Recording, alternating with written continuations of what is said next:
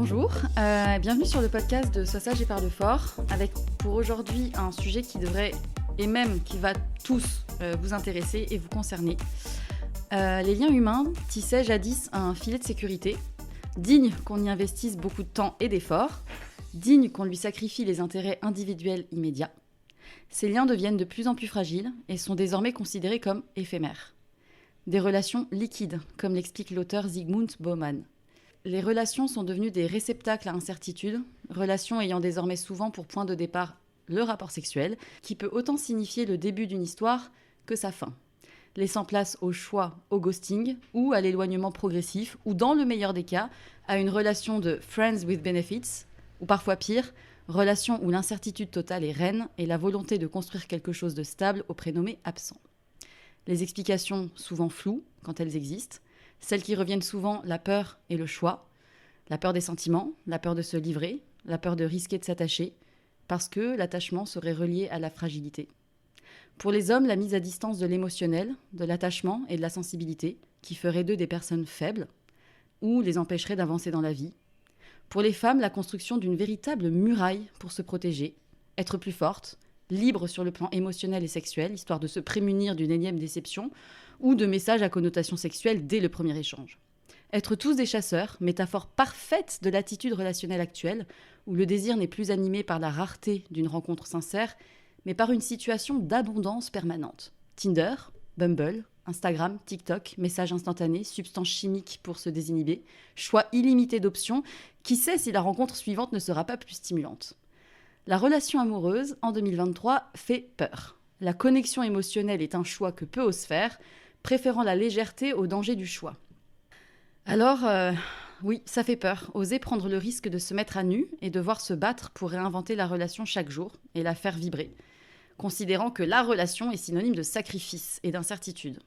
Bref, vous l'aurez compris, un sujet sur lequel je n'ai jamais osé prendre la parole, parce que pour tout vous dire, je suis moi-même vraiment paumée, et aussi parce que le manque de clarté actuelle est profondément lié à des mécanismes beaucoup plus grands que juste notre petite personne.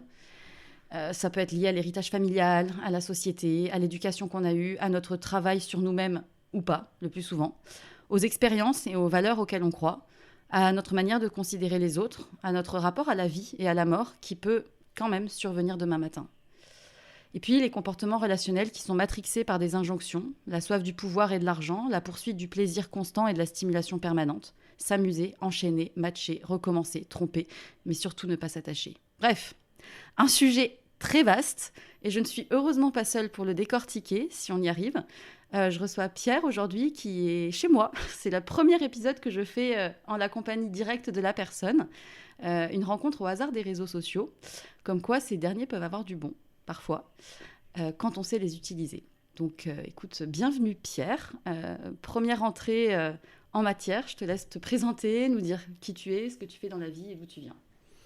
Alors déjà bonjour et merci pour cet accueil du coup directement chez toi, ce qui effectivement est aussi une première pour moi, puisque j'avais déjà fait un tout petit peu de podcasting avant, mais ça n'est jamais vraiment sorti, c'est resté à l'état de projet, donc finalement c'est quelque chose d'un peu tout neuf, d'arriver sur une scène qui est déjà un petit peu professionnalisée. Donc moi je m'appelle Pierre Kessial, j'ai pas de problème à dévoiler mon identité puisque j'ai décidé il y a quelques temps de créer un compte Instagram avec mon nom et mon prénom, histoire d'assumer un petit peu ce que je voulais dire au grand public. Donc, je suis dans la vie développeur logiciel. Voilà, donc un travail qui a trait aux machines, alors que je suis extrêmement intéressé par les humains, en fait, à côté. Donc peut-être que ces choses-là s'inverseront un jour, mais toujours est-il que pour le moment, c'est ce que je fais. Voilà. Ok, et donc tu as 28 ans. C'est ça. Ok, avec une maturité sur le sujet que peu de personnes de 28 ans ont, et même beaucoup, toute leur vie, n'ont pas, je tiens à le dire.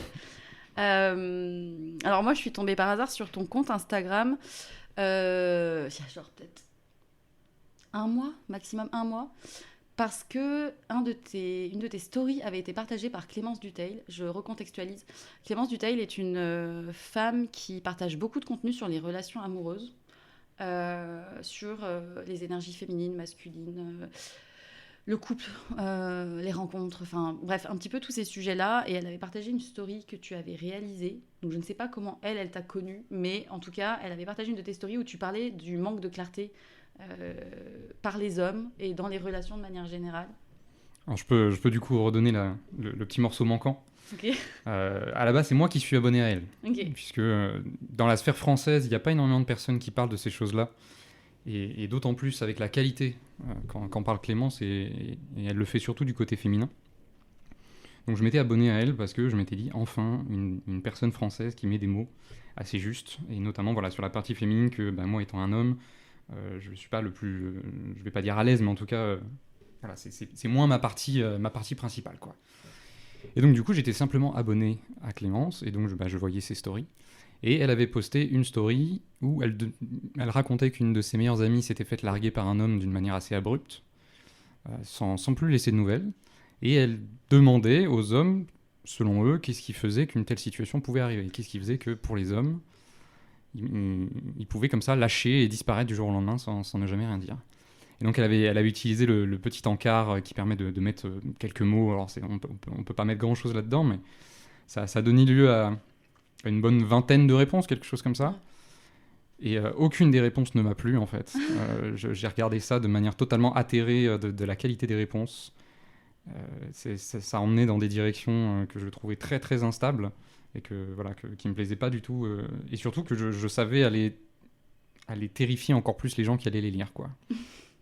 Il y avait peut-être à la fin une réponse d'un homme qui disait quelque chose du genre mais c'est parce qu'on est lâche, lol.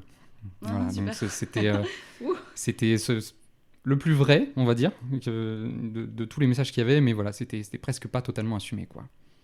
Donc j'ai simplement envoyé un message, à ce moment-là, j'ai simplement réagi à chaud, en envoyant directement un message à Clémence, en fait, sans passer par la petite boîte, parce que je crois qu'en plus, cette story-là était déjà terminée.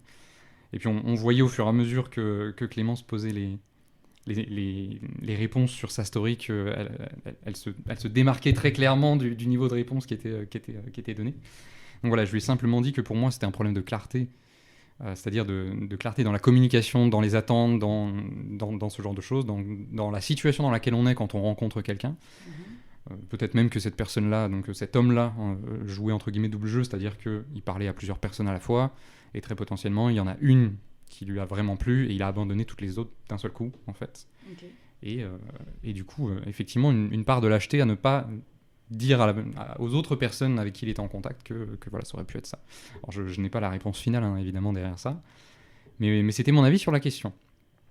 Et donc Clémence m'a recontacté le lendemain, en me demandant si elle pouvait poster ce commentaire de manière anonyme sur sa story, histoire de mettre un petit peu de contraste, surtout vis-à-vis des messages. Et donc je me suis dit, je vais assumer ce que j'ai dit aussi. S'il y a des gens qui veulent venir débattre avec moi dans mes DM ou quelque chose comme ça, j'ai pas de problème avec ça. Ce sera même très intéressant comme exercice, donc pourquoi pas assumer ça, quoi. Et donc elle l'a reposté avec mon compte, et là soudainement j'ai eu une avalanche d'abonnements qui sont arrivés avec des tas de messages de femmes qui me remerciaient du coup d'apporter ce contraste un petit peu, de montrer qu'il y avait d'autres réponses possibles que ce qui avait été posté là. Chose que je comprends, puisque le compte de Clémence n'a pas beaucoup d'hommes globalement, mais on s'attendrait à ce que ce soit des hommes un peu plus qualitatifs, on va dire, sur les approches, puisque il s'agit de Clémence. Et là, spécifiquement sur ces messages-là, vraiment le niveau était pas dingue, quoi. Donc j'ai eu beaucoup de messages de remerciements, effectivement, avec ça. Ça m'étonne pas. Alors je vais juste une petite précision pour l'épisode sur lequel on va débattre, là, sur les sujets sur lesquels on va débattre, histoire d'éviter toute réclamation post-épisode. Je tiens à préciser que nous traiterons aujourd'hui des relations hétérosexuelles, sauf si on décide d'aborder les relations homosexuelles, mais parce que je pense que finalement ce sont les relations hétérosexuelles qui posent le plus de questions et de problématique, on va dire, actuellement. C'est peut-être justement parce que quand il y a deux hommes ou deux femmes, la clarté est peut-être plus présente. Je sais pas. J'ai pas les éléments de réponse, mais toute personne concernée par cette situation relationnelle sera la bienvenue pour échanger. Il y a sûrement d'autres difficultés à gérer. Et c'est surtout aussi parce que ça reste encore la majorité des relations dans le monde et puis en France. Donc voilà, c'est en tout cas celle qui, à mes yeux, pose le plus de soucis et dont on entend le plus parler, que ça soit en termes de déséquilibre, de violence, de déception, de frustration ou autre. Donc voilà, mais c'était la petite précision de début d'épisode. Et du coup, je comprends mieux le contexte. C'était sur cette story-là que j'étais tombée, effectivement. Et après, je me suis abonnée.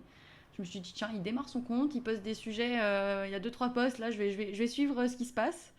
Et toujours très intéressant. J'ai regardé toutes les stories qui étaient à la une. J'ai dit, et tout, super. Enfin, donc, je conseille toutes les personnes qui nous écoutent à aller sur le compte de Pierre.Kessial pour aller regarder ce qui est proposé. Donc, on parle aujourd'hui de ce sujet un peu complexe. La question que j'aime bien poser à mes invités, c'est de savoir quel enfant tu étais, dans quel type de schéma familial tu as évolué, quel adolescent tu étais, comment tu t'es construit par rapport à ces sujets, en gros. Long sujet. Moi, je suis né dans les années pré-2000. Et en fait, toute ma famille aussi est née dans les années pré-2000. Donc, c'est vraiment, on a vécu l'avènement de l'Internet tel qu'il est. Mais on a commencé à grandir sans ce truc-là, en fait. On a commencé à grandir sans Internet très rapide, etc. Donc, au début, j'avais vraiment l'enfance banale qu'on peut imaginer un petit peu partout. Donc, des parents, un père cadre, une mère institutrice qui se sont mariés assez tôt. Voilà, ils se sont rencontrés quand ils avaient 17-18 ans. Ah ouais. Ouais, ils se sont mariés aux alentours des 20 ans. Voilà, parce qu'en fait, ma sœur est apparue. Donc ils se sont dit, bah voilà, on va avoir un enfant, donc on va créer un foyer. On va créer un foyer pour accueillir tout ça et on se lance. Voilà. Donc c'est un petit peu comme ça que c'est parti. Et j'avais une vie où tout allait bien, hein, globalement. J'avais mes 2 grands-parents des 2 côtés. Voilà. On avait des grandes réunions de famille. Moi, j'ai vécu tout ça. Les grandes réunions de famille, c'est quelque chose qui m'a beaucoup marqué. J'aime beaucoup. Alors, moi, je dis grande famille. Voilà, c'est des familles de 20-30 personnes. J'ai entendu il n'y a pas longtemps des gens avec des familles de 80 personnes. Donc, ça m'a mis un petit peu une perspective là-dessus. Mais pour moi, c'est grand, quoi. Voilà. Ouais, ok. Pour moi, c'est grand. Et j'ai d'abord été une petite pile électrique quand j'étais petit. C'est-à-dire que je bougeais partout, je sautais partout. J'allais dans tous les sens, aux grandes dames de ma mère, notamment. Et puis, ça s'est calmé. Ça s'est calmé aux alentours de mes 7-8 ans, quelque chose comme ça. Et je suis devenu tout calme ensuite. Un petit peu effacé même. Un petit peu trop effacé. Sauf évidemment quand on me mettait avec mes grands amis... aux alentours du collège, etc. On faisait beaucoup de bêtises, évidemment, mais sinon, globalement, voilà, j'étais un petit peu effacé. Et je suis resté comme ça, très, très observateur, même le long de mon adolescence, en fait. J'ai pas eu énormément de choses qui m'ont demandé de vraiment me mettre en avant. Donc, du coup, je suis resté dans cette posture-là. C'était quelque chose d'un peu sécurisant. Je pouvais être vite apeuré de certaines choses. Du social, notamment. Assez apeuré du social. Donc, j'ai des souvenirs, par exemple, où ma mère qui me demande d'aller acheter du pain dans une boulangerie. C'était terrifiant pour moi. Ok. T'étais pas le leader dans les groupes, t'étais le suiveur. Pas du tout. Moi, j'étais totalement un suiveur.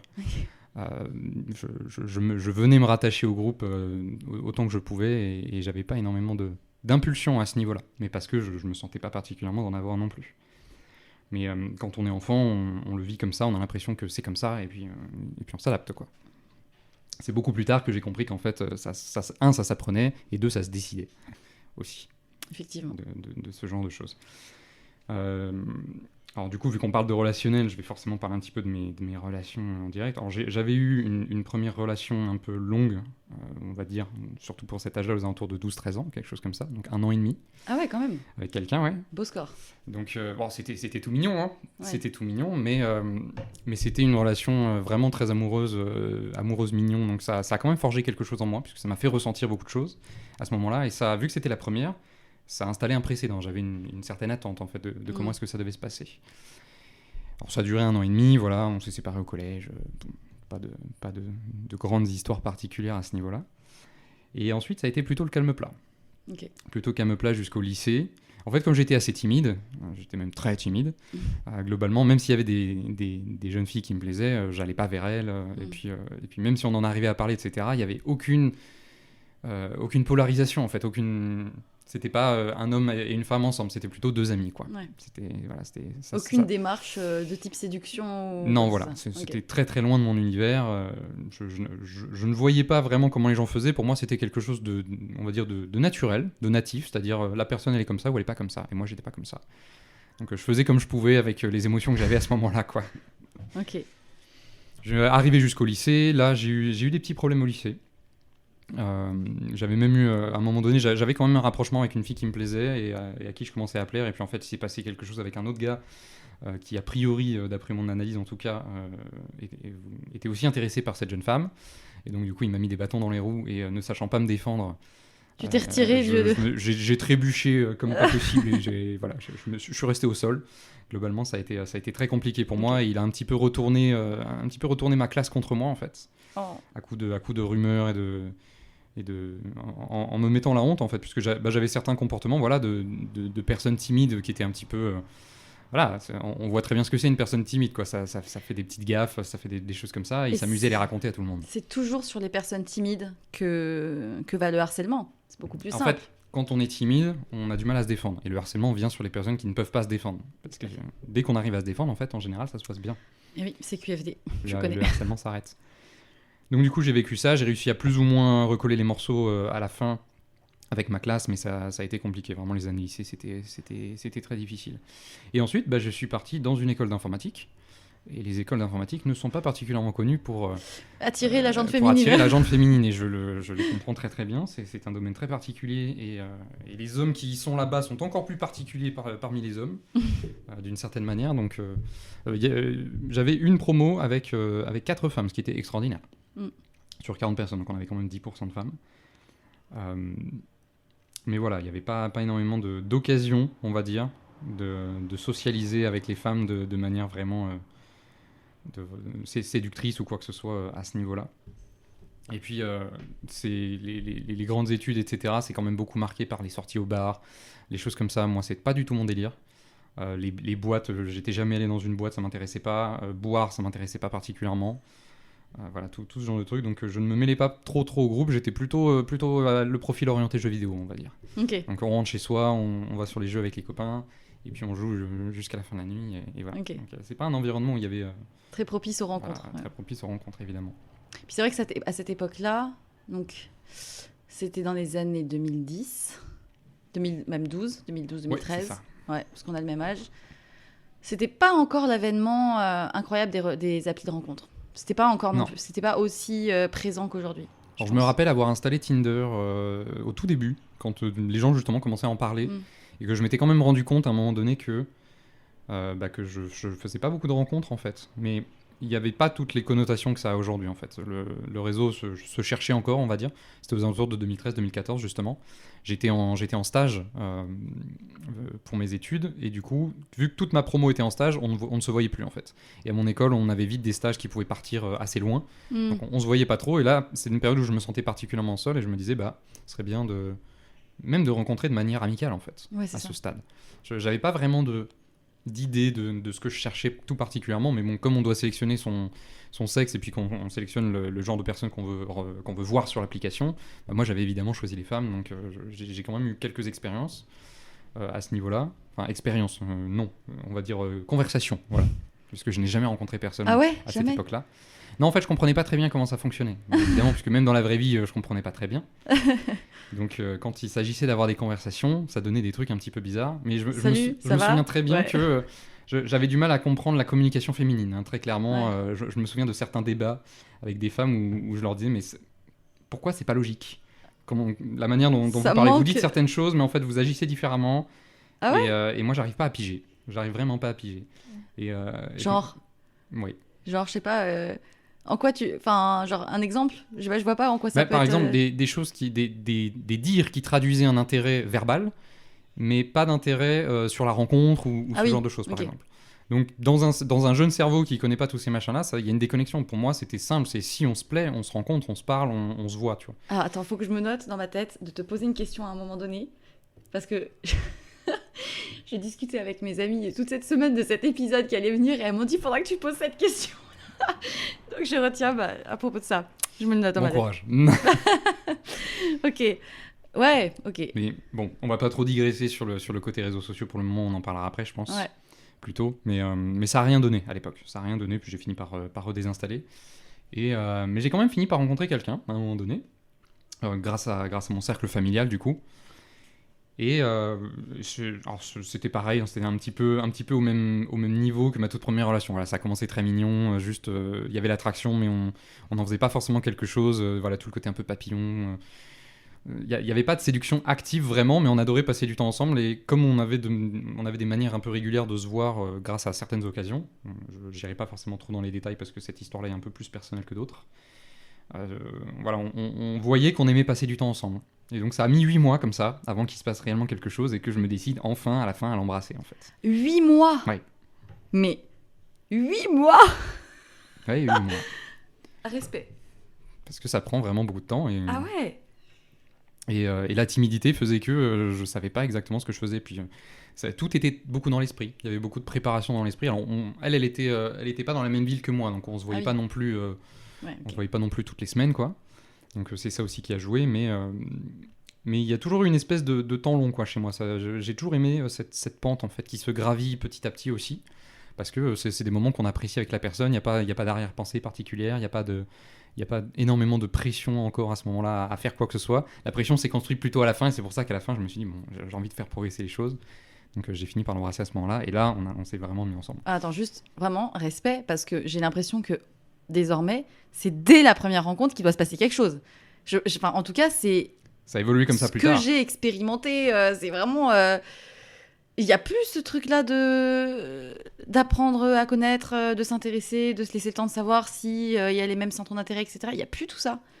On en reparlera parce qu'en fait, je suis revenu aujourd'hui à ça.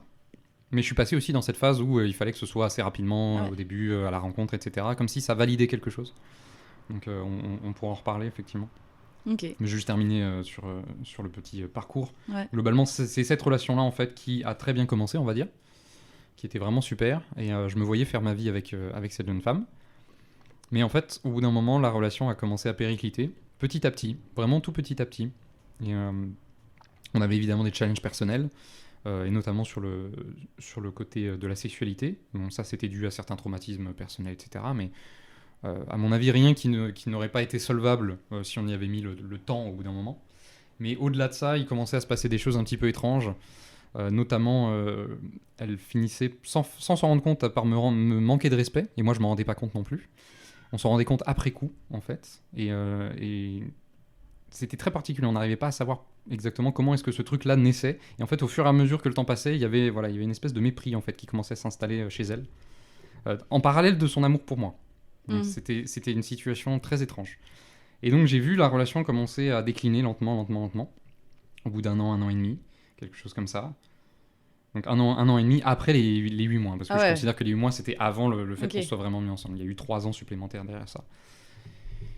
Et donc je ne savais pas pourquoi. Donc j'ai essayé de trouver des conseils à droite à gauche. J'ai demandé un petit peu, mais ce que j'entendais me satisfaisait pas du tout. J'arrivais pas à trouver des infos que je trouvais pertinentes en fait pour ma situation. J'ai évidemment essayé de chercher un petit peu sur internet, mais ne sachant pas ce qui était en train de se passer, j'avais pas les bons mots-clés, je ne savais pas quoi chercher, c'était encore assez tôt.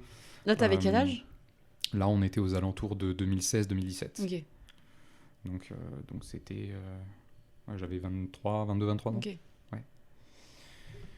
Donc j'ai pas trouvé grand-chose et la relation a fini par se casser la figure. Et en fait, j'ai eu la chance d'avoir un ami avec qui je me suis rapproché en fait à ce moment-là et qui m'a beaucoup aidé en fait. Ok. Et qui m'a fait me rendre compte que effectivement je me laissais marcher dessus de manière générale. Alors les autres personnes autour de moi me disaient mais elle te traite pas bien. Elle pointait le comportement de ma copine alors que lui pointait mon comportement. Et ça fait une grosse différence. Ouais. Donc là c'était ma faute, c'était à moi de me rendre compte de certaines choses et c'est moi qui laissais passer ce qui était en train de m'arriver en fait. C'était pas la faute de elle qui... Donc c'est pour ça que j'arrivais pas à faire confiance à ce que disaient les autres. C'est que quand ils pointaient elle, moi j'étais amoureux, je voyais toutes les bonnes choses qu'elle faisait à côté, je savais ce qu'il y avait au fond d'elle, donc je savais bien qu'elle était pas mal intentionnée. Mais là quand il a commencé à pointer ce que je faisais moi, là j'ai commencé à voir les choses un petit peu différemment.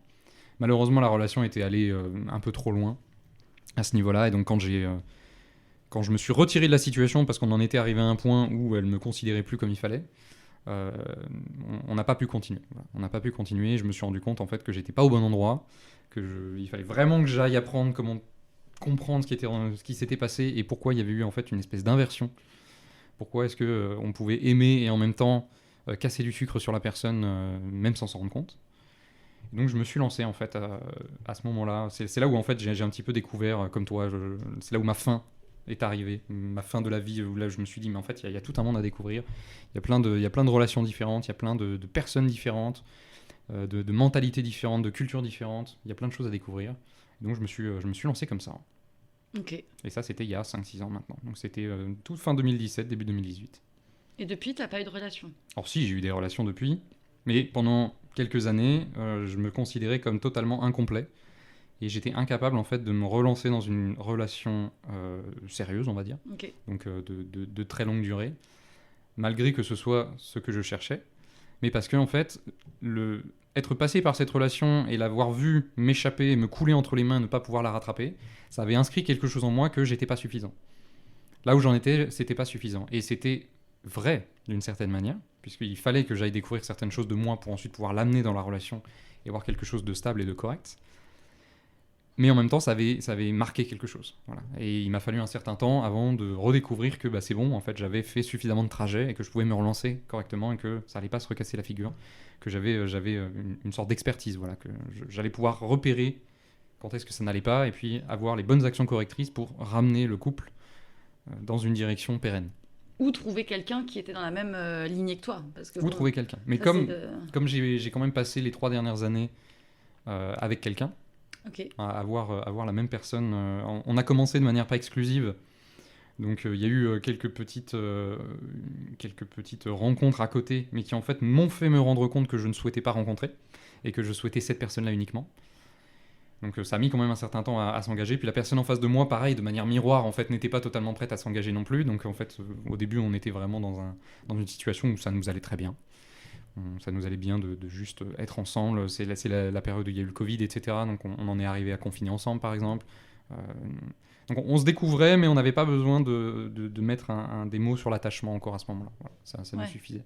C'est dangereux quand même, cette zone grise. Alors là, on se cherchait. Donc finalement, ça va. Ce qui est dangereux, c'est si on n'en sort jamais. Ouais. Et le truc, c'est qu'à un moment donné, j'en suis sorti, donc j'ai pu revenir et lui proposer, ok, là, je te propose quelque chose de sérieux, parce que maintenant, je sais où je vais, je sais ce que j'ai envie de faire, etc. Et je pense que c'est avec toi que ce sera faisable. Est-ce que tu en as envie aussi ? Et puis, du coup, j'ai mis ça sur la table. Et elle a fini par accepter, et puis on a continué comme ça. Ok. Mais ça, c'était les 3 dernières années, et vu que j'ai dit que ça faisait 5-6 ans, les premières années de cette période-là ont d'abord été dans l'exploration, dans le voyage, dans la recherche de mentors aussi beaucoup. J'ai essayé de chercher des hommes notamment qui pouvaient m'apprendre ce qui me manquait. Parce que je savais qu'il me manquait quelque chose, mais je ne savais pas quoi exactement. Et t'as trouvé ? J'ai trouvé, Ok. heureusement. Alors j'ai trouvé dans le sens où j'ai réussi à remplir mon vase correctement, on va dire, suffisamment. Maintenant, c'est que la curiosité. Il y a énormément de choses encore à découvrir que j'ai envie de trouver aussi, parce que ça m'intéresse. Mais j'ai trouvé suffisamment pour avoir une base solide aujourd'hui. Donc en fait, c'est le travail sur toi qui t'a éclairé sur comment construire ensuite des bases solides dans un couple plutôt que...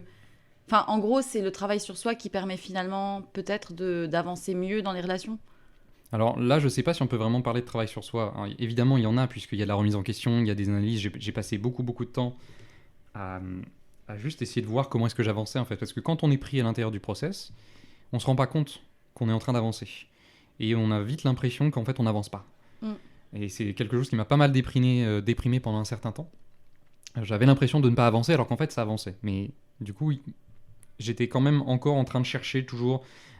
Voilà, c'était je ne savais pas encore où est-ce que j'en étais. Je pensais qu'il me fallait toujours plus, qu'il fallait que j'aille découvrir encore plus, etc. Et j'ai essayé de moduler ça, de discuter, voilà, ça c'était le travail sur soi. Mais ce que m'ont appris mes mentors, j'aurais jamais pu le découvrir comme ça sans être allé vers quelqu'un d'autre. Ok. Parce qu'il fallait aller trouver quelqu'un qui avait déjà fait en partie ce travail-là et qui savait rediriger, parce qu'en fait, il y a tellement de directions possibles que si tu en choisis juste une et que tu essaies d'aller au bout, tu risques de te planter, ça va te prendre un certain temps et tu peux pas faire ça toute la vie. Donc aller trouver des personnes qui ont déjà fait ce travail-là, qui elles-mêmes avaient des mentors, qui elles-mêmes avaient des mentors, qui elles-mêmes avaient des mentors, en fait, ça permet de rapetissir un petit peu le champ des possibles et de commencer à aller se diriger vers quelque chose qui a déjà fait ses preuves. Voilà. Et ce que tu appelles mentor, c'est quoi ? C'est des psys, c'est des auteurs, c'est des amis Alors je dirais pas amis, puisque la relation de mentorat ne tombe pas dans la même case. Ok. Même s'il y a des moments où on peut se sentir très proche, c'est pas de l'amitié, parce que ça dépasse un petit peu ce cadre-là. Après, parfois on rattrape un petit peu le mentor et puis on finit par être au même niveau, et là peut-être une amitié peut se former, mais je considère pas ça comme une amitié. Même si à l'époque je pouvais le considérer parce que j'avais pas encore les limites bien déterminées sur qui était un ami, qui était un mentor, qui était autre chose, etc. Là, au début, quand je me suis lancé, c'était...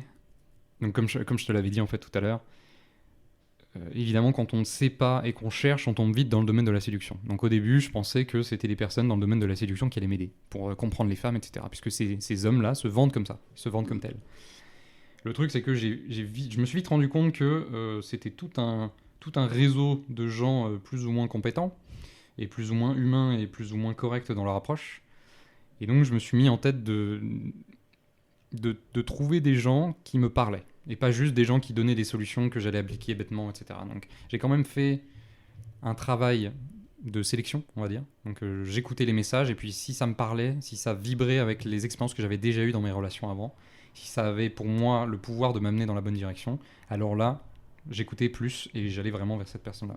Sinon, je passais à autre chose. Et donc en fait, je suis monté d'escalier en escalier comme ça en fait. Je prenais une marche ou deux, je trouvais ça intéressant, puis très vite je voyais les problèmes que ça posait.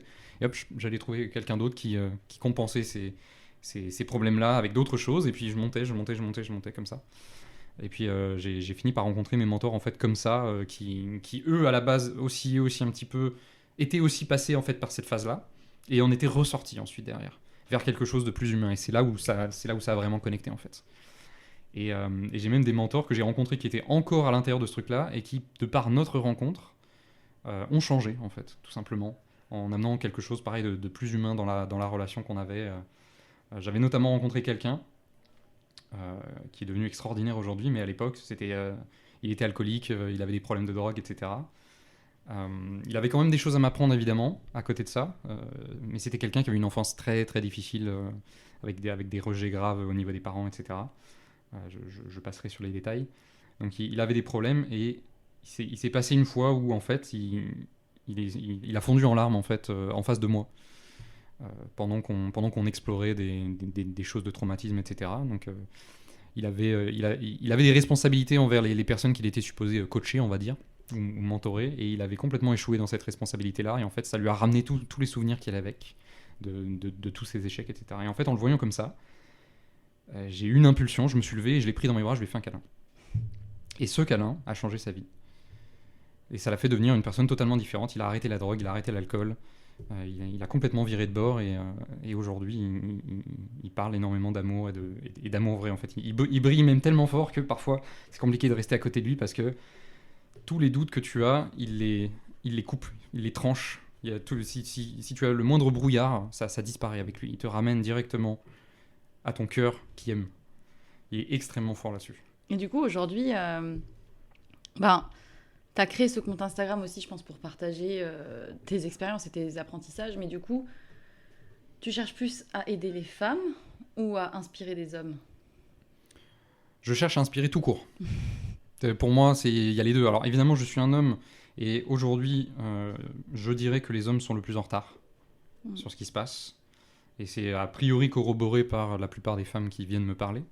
En sachant que la communauté de Clémence est déjà une communauté de femmes un petit peu particulière vis-à-vis du commun des mortels, on va dire. C'est des personnes qui ont déjà fait pas mal de voyages, qui ont expérimenté beaucoup, qui se sont retrouvées pas mal.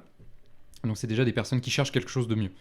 Mais le fait qu'il y ait beaucoup de femmes qui soient dans cette position-là et très peu d'hommes, ça signifie déjà quelque chose. Et on m'a déjà posé la question de pourquoi est-ce que ça arrivait.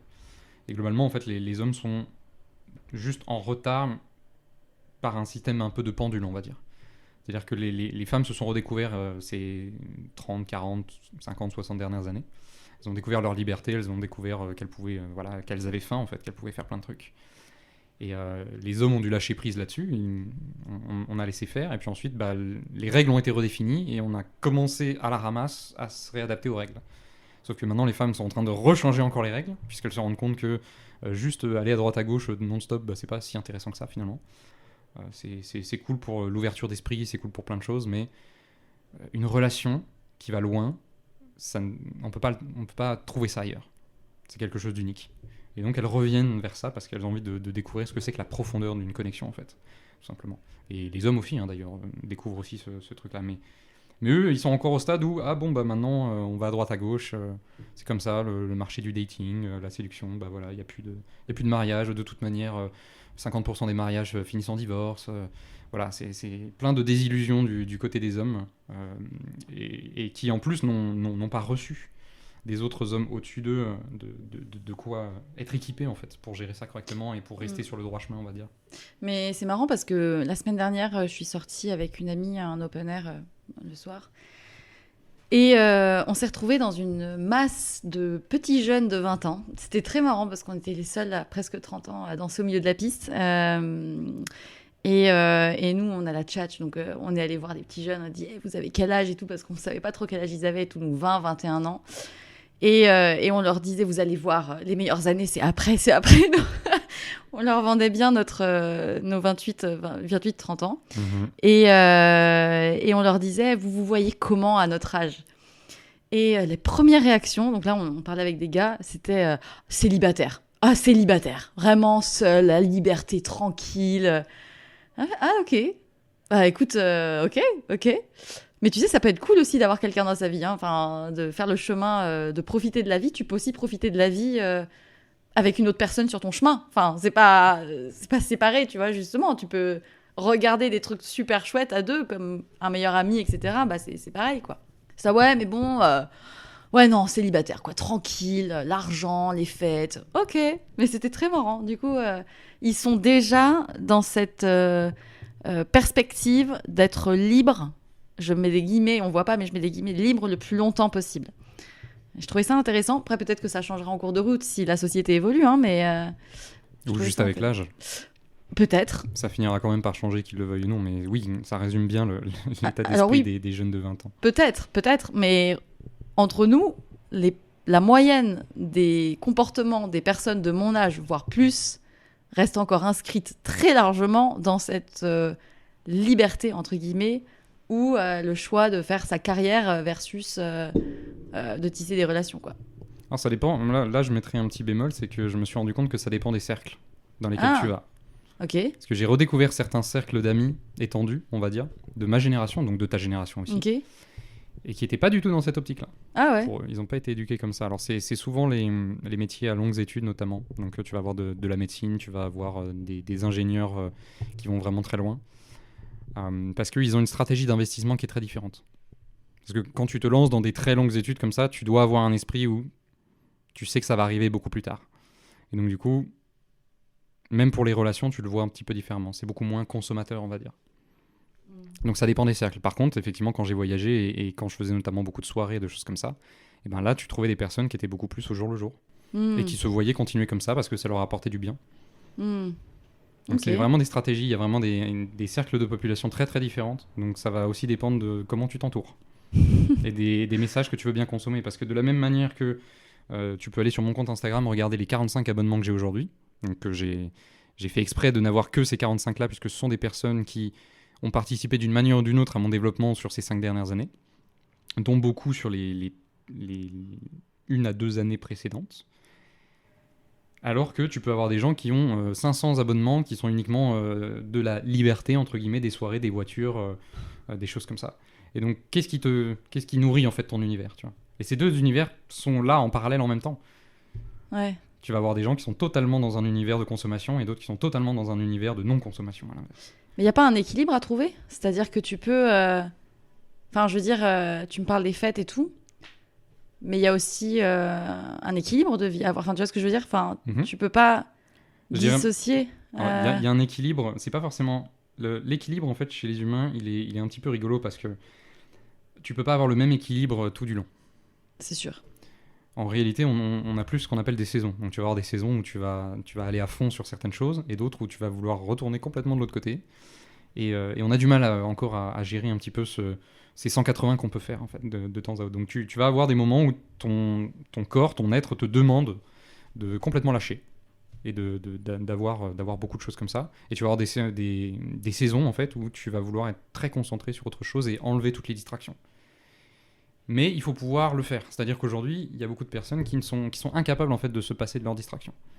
Donc, est-ce que tu es capable de couper le téléphone pendant une semaine? Est-ce que tu es capable de juste désinstaller toutes les applis pendant une semaine? Est-ce que tu es capable voilà, de sortir un petit peu de ce cycle de la dopamine, en fait, tout simplement. Et ça, il y a beaucoup de personnes qui, aujourd'hui, n'en sont pas encore capables. Donc, pour pouvoir trouver un équilibre, il faudrait déjà que tu puisses te balader entre les deux extrêmes. Si tu ne peux pas te balader sur les deux extrêmes, tu es encore prisonnier. Donc là, c'est pas une histoire d'équilibre. Et toutes les personnes qui sont prisonnières et qui me parlent d'équilibre, en fait, non. Je suis pas d'accord. Ok.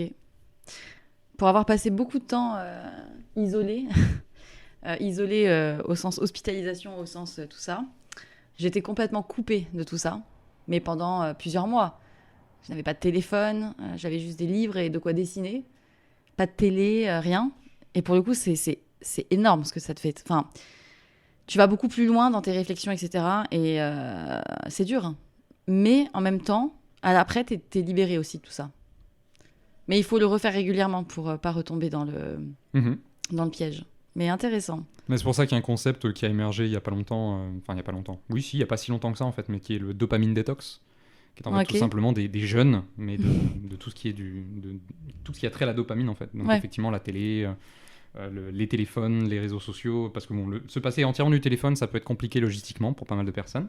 Il y en a qui en ont besoin pour leur travail, il y en a qui en ont besoin pour garder contact avec certaines personnes, normal. Il y a aussi le principe que parfois on a du mal à ce que la vie se déroule sans nous, de plus se faire inviter, etc. Il y a ce sentiment-là, je crois en anglais c'est FOMO, Fear of Missing Out. Ça c'est la peur de manquer quelque chose. C'est la peur de manquer un événement. Ou on aurait dû être invité si on était constamment connecté, mais comme on n'est plus connecté, bah, on manque ça et en fait la vie se déroule sans nous. Mais en fait non, la vie se déroule toujours avec nous. C'est juste comment est-ce qu'on est agrippé à elle et qu'on a peur ou pas en fait. Et puis, normalement, quand on déconnecte, on n'a pas forcément besoin d'être seul, on peut aussi aller voir ses amis, etc. Le fait d'être seul, ça peut être une variante un peu spéciale aussi de la chose. Mais si on est juste tout seul, sans rien faire, ça peut être compliqué. Si on a des projets, c'est déjà beaucoup plus facile d'être tout seul.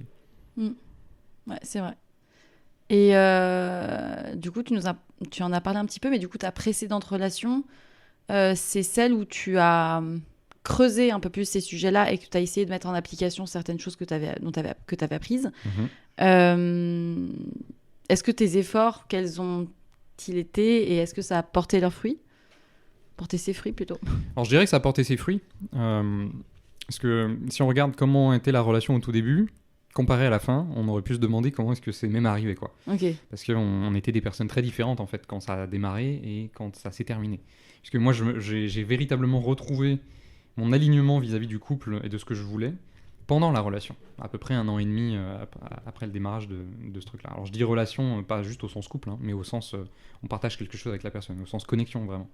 Donc à ce titre-là, une relation peut commencer très très tôt en fait avec une personne. Il n'y a pas forcément besoin d'attendre qu'il y ait le label du couple dessus, même si ça ancre quelque chose à un moment donné. C'est quand même un label qui est très important. Donc quand ça a commencé, j'étais en plein réalignement. Et elle, de son côté, pareil, elle ne se voyait pas, en fait, elle pensait qu'elle ne s'attacherait pas. Ça, c'est quelque chose que je vois beaucoup chez les jeunes, c'est l'attachement comme une sorte de prison qu'il faut du coup éviter. Et donc, elle était très fière de me dire qu'elle ne s'attacherait pas au début de la relation. Et quand elle m'a dit ça, j'ai rigolé. Et je lui ai dit que du coup, on pouvait arrêter de se voir dès maintenant, puisque le but, c'était justement de s'attacher. Le but d'une relation, c'est de s'attacher. Parce qu'on ne peut pas tomber amoureux, on ne peut pas ressentir véritablement un amour extrêmement puissant en termes de romantique sans s'attacher. Ça n'est pas possible. On peut aimer quelqu'un sans s'attacher, puisque l'amour, le véritable sentiment d'amour est totalement indépendant de toutes ces choses-là. Il est non transactionnel, il est inconditionnel. Donc on peut aimer quelqu'un sans être attaché à la personne. C'est quelque chose d'un petit peu particulier, mais le côté romantique, par contre, il y a un attachement, forcément. Qui, du coup, amène également l'idée que si ça s'arrête, ça peut faire mal. Et donc, elle avait trouvé cette tactique-là pour ne pas avoir mal si jamais ça s'arrête, de ne pas s'attacher. Tu peux pas ne pas t'attacher si tu partages des choses avec quelqu'un, tu finis toujours par avoir un... C'est pas possible, on est des humains. C'est ça, mais il y a des gens qui pensent qu'ils vont y arriver. Heureux soit-il. D'ailleurs, c'est ce qui mène à tout ce qui est sex friend, par exemple.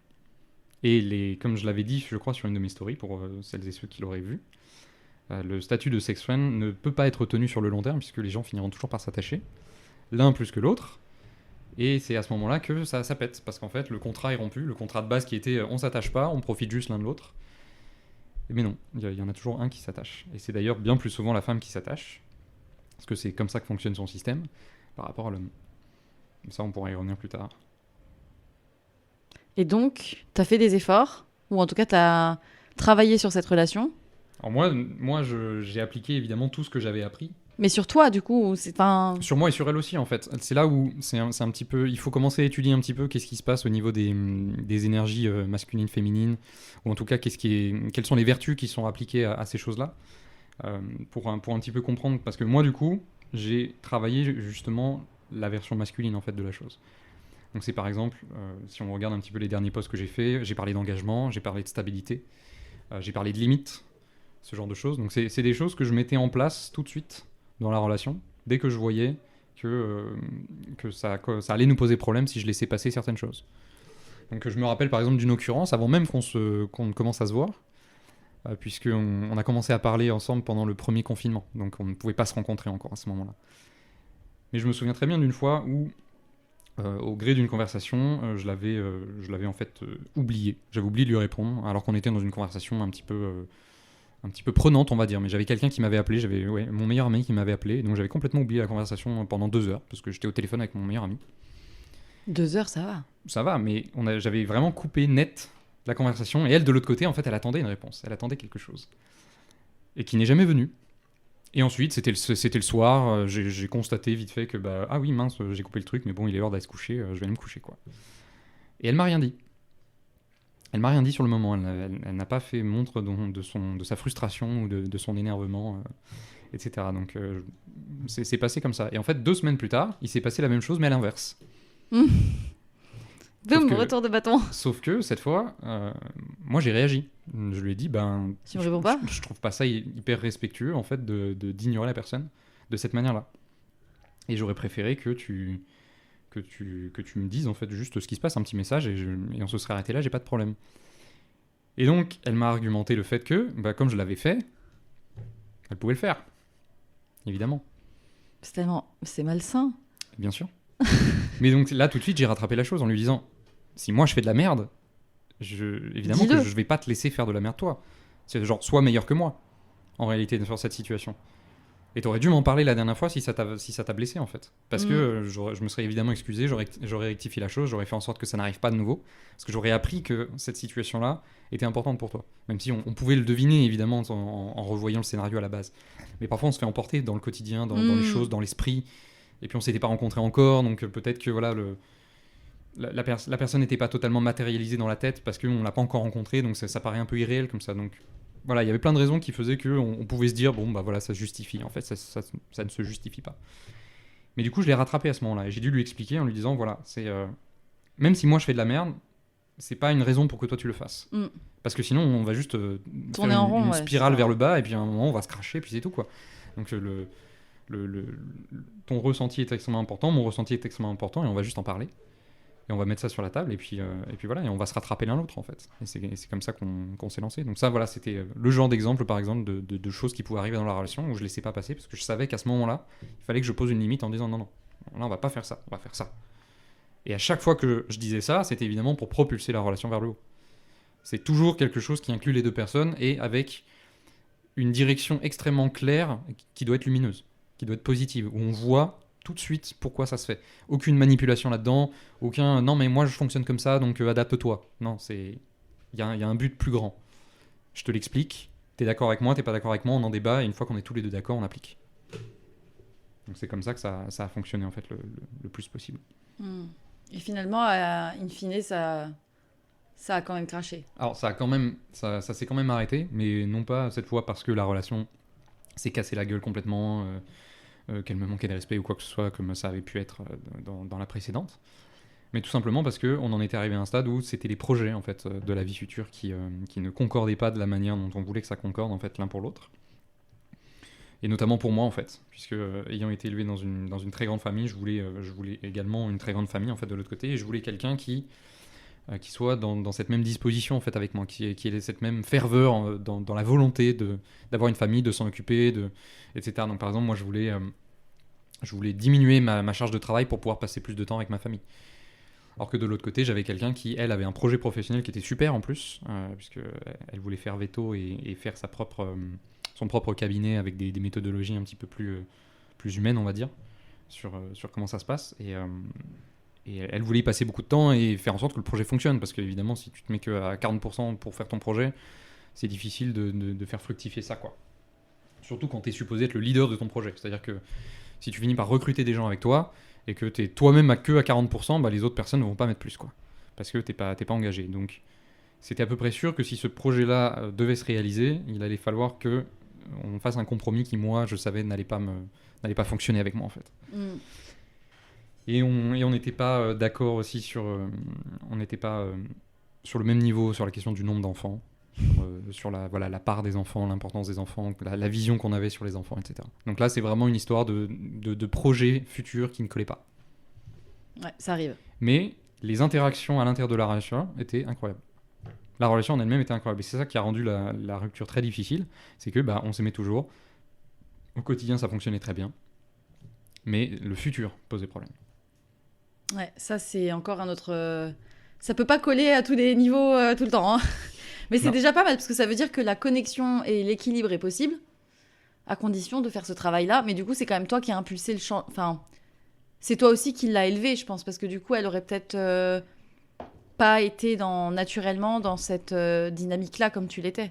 À ce niveau-là, oui, puisque alors, je suis un petit peu particulier aussi là-dessus. Je mets vraiment énormément d'emphase sur ces choses-là et je reviens inlassablement jusqu'à ce que ça fonctionne, en fait. Je suis du genre à ne jamais abandonner. Donc quand il y a des problèmes, quand le message n'est pas compris ou pas reçu, ou que je me sens pas écouté ou des choses comme ça, je vais simplement essayer de trouver un autre angle sans partir, sans devenir trop frustré. Je vais essayer de comprendre l'autre personne en face de moi et me dire, bon, si je lui en ai parlé avec A, peut-être que ça n'a pas marché, peut-être que B va fonctionner.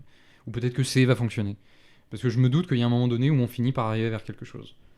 Et c'est seulement si je me fais contrer là-dessus pendant très très très longtemps qu'à un moment donné je vais m'avouer vaincu, je vais dire bon, là j'ai tout essayé, là ça marchera pas. Mais d'abord j'essaye et je pousse et je tire vers le haut et je parle constamment en fait de vertu, je parle constamment de choses lumineuses, de où est-ce qu'on va, de qu'est-ce qui nous soutient en fait en haut, qu'est-ce qui fait que je suis aussi positif et optimiste sur ce qui se passe en fait. Je laisse pas l'autre personne tomber, donc oui, d'une certaine manière je l'ai poussée, mais elle m'a aussi soigné pas mal de choses par rapport à mes précédentes relations aussi. Être avec elle, c'est fait de... Voilà, le masculin et le féminin ne résolvent pas les choses de la même manière, n'apportent pas la même chose dans la relation. Donc je m'attendais pas à ce qu'elle ait exactement la même attitude que moi en face. C'est pas ce que je demandais. Sur le sujet des relations en 2023, c'est quoi selon toi les plus grandes problématiques rencontrées par les femmes et aussi du coup du côté des hommes? Est-ce que c'est l'engagement, la clarté, la peur du rejet, la déconnexion à nos énergies? Je sais pas, parce que c'est des choses dont tu parles. Est-ce qu'il y a vraiment des sujets qui reviennent souvent, des frustrations qui reviennent souvent du côté des femmes ou du côté des hommes?